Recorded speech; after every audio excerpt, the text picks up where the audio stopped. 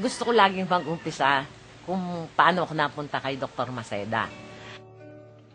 Inirekomenda ako ni Dr. Francisco kasi nalaman ko may bakante doon. Nasa Asian Center ako noon, research assistant na ako. Ang ginagawa ko sa Asian Center noon, nagugupit ng newspaper clippings sa library.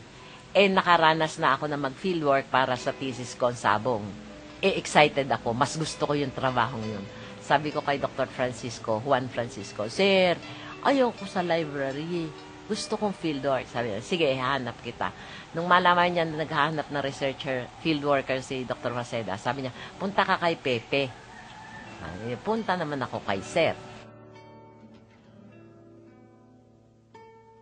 Ang unang in-interview ako ni Dr. Maceda, ito ang gagawin, kaya mo ba?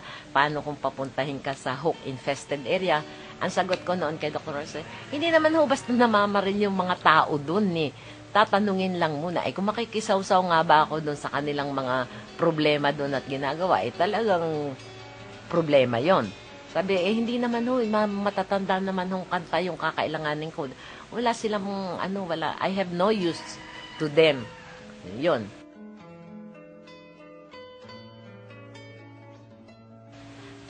Ang first target ko, sabi niya, saan mo gusto pumunta? Sabi ko, sa San Juan muna ho. I will try because I'm from San Juan, Batangas.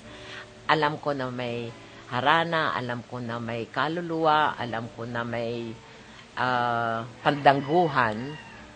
So, sabi ko, alam kong may pabasa. So, madami-dami na genre ang pwede kong gawin doon. And hindi ko pa alam, sabi ko, itatry ko muna ho yung methodology na gusto niyo yung sundan ko bago ako pumunta sa ibang lugar. So, pumayag naman si Sir. October 1970, nagpunta na ako ng Batangas for siguro mga 2 weeks, na more than 2 weeks na ganun. Kasi siyempre, nag-enjoy din ako, nandun yung mga pinsang ko eh. Pagkatapos nun, then I went to, Bataan. Kasi sabi ko, Tagalog muna, Tagalog. Akala mo yata kita'y nililin, alala kita sa gabing pagtulog. Ang binabalik ko'y luhang umaapoy. Ang sinaunan ko ay sama ng loob. Itong mga kantang ito ay part noong 1-month field trip ko sa Bataan. Itong field trip na ito, I will go to Bukay, Maribeles, Morong, at saka sa Bagak para magkolekta noong part ng ethnomusicological survey ni Dr. Maceda. November, the whole month of November 1970. Sigurado ako dyan sa date na yan. May kalungkutan at hidayat aawitan upang dusa mo'y maparang at ikaw magala sa bisig ko'y namamasdan magagala ang dusa mo kalungkutan. From Abukay, nagpunta ko ng Maribeles. I happened to stay with the family noong district supervisor na yung palang pamilya niya, meron nagto-trombone, merong nagbubugle, dalawa doon sa pamilya marunong magpiano, yung mga boys marunong maggitara, tapos meron pa marunong mag-accordion. And they also sing. Sabi nung eldest sister nila noon, anong tawag dito? Pag Christmas at saka pagka Halloween, undas, nananapatan sila and the members of the group, sila lang pamilya. Talaga madilim ang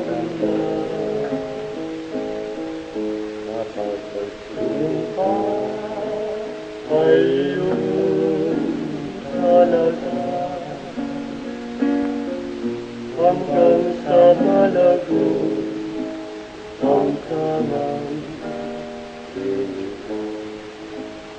So, pupunta ka doon sa lugar na wala kang kakilala, ang alam mo lang, pangalan ng probinsya at Kapitolyo. Pagdating mo doon, siyempre, magtatanong ka, sinong mayor dito? Sinong vice mayor? Sinong principal? Tapos, hindi mo pa alam yung lengguwahe. Yun ang hirap doon. Pero, siguro dahil masyado akong excited noon, walang problema.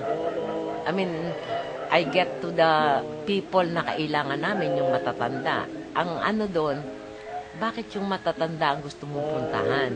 Ito, meron kami nag-aaral sa UST ng music, meron nag-aaral. Hindi ho yun ang kailangan ko. Ang kailangan ko ho ay yung matatandang kumakanta. Ganda asal tapi takkan itu danaga silau dan tahanan mula latnan lagi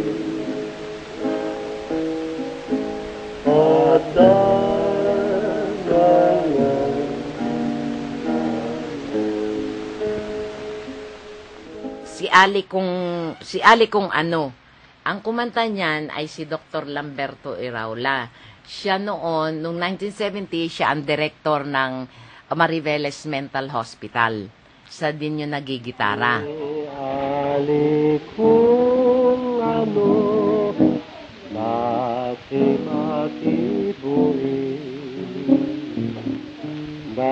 dati-dati na may matipuin sa amin. Di po ba mangyayari kami inyong pautangin ng kaunting pagod ninyo sa kantadami? Inirecord ko yan doon sa parang park noong mental hospital. Sa ilalim ng puno, siyempre. Excited yung matanda, di sige. Iyang si Ali kung ano, doon ko palang nakrinig. Sa paglilibot ko sa buong Katagalugan, siya lang yung may alam nung kantang yan. Hindi ko alam kung bakit.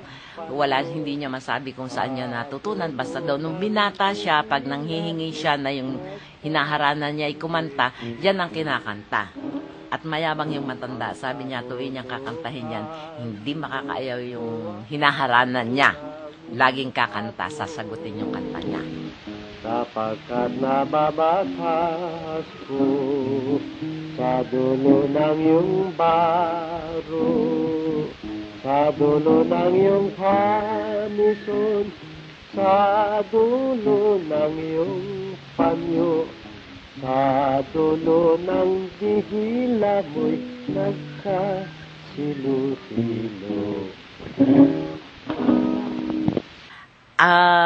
Noong Disyembre, pagkatapos nung kanta at tugtog ni Dr. Iraula, sabi niya, pwede ba yung aking isang pasyente na marunong kumanta? Ang ganda ng boses, parang nag-aral. Sabi ko, ho. Sabi niya ganun. O tinawag niya yung assistant niya, pinasundo niya, tapos dumating yung babae. Siyempre, mukhang may diferensya talaga sa isip. Sabi sa kanya ni doktor, sige, kantahan mo nga ako magigitara.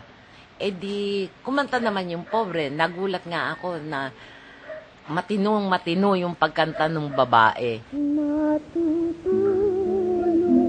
ka man